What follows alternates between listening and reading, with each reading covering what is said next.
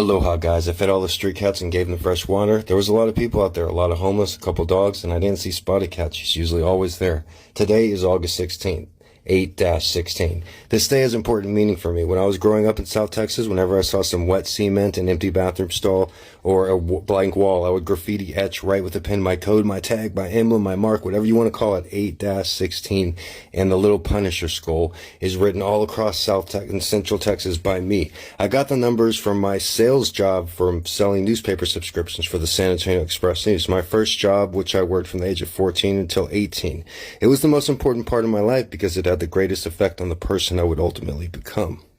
8-16 is what I signed every sales with. The 8 was the crew number, crew 8, and the 16 was the salesman. I was number 16 salesman. The previous 15 quit working before I got there, with the exception of Greg Ortega, who was 807, and a Latino football player named Alex, who was 814. Both Greg and Alex quit a couple months after me and my brother started. My brother started the same day as me, and he was 8-17.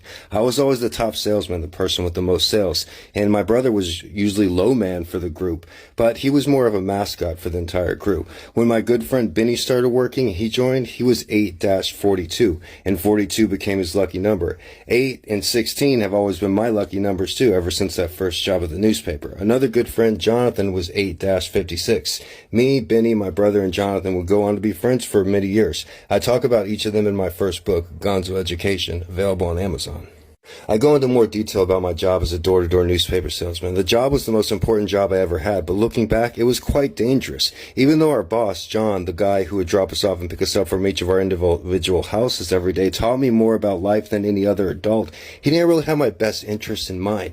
He was kind to me, and he did everything he did for me because it was a commission-based gig. I made John more money than any other salesman, and it wasn't even close. I didn't just sell more newspaper subscriptions than everyone else in the crew, which John made a couple bucks off of each sale, but I was also the crew leader. I rode in the front seat, I controlled the radio, picked the territory, read the map, and, along with my class clown twin brother, was the glue that held John's crew together. Before me and my twin brother started, John had no crew.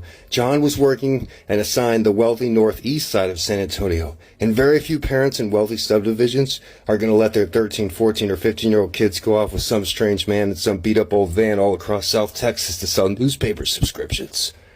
We stayed in seedy motel rooms and played poker all night. I took the road less traveled, and it made all the difference in the world. My name is Mr.G, Gregory Brandt. Check out my book, Gonzo Education, on Amazon.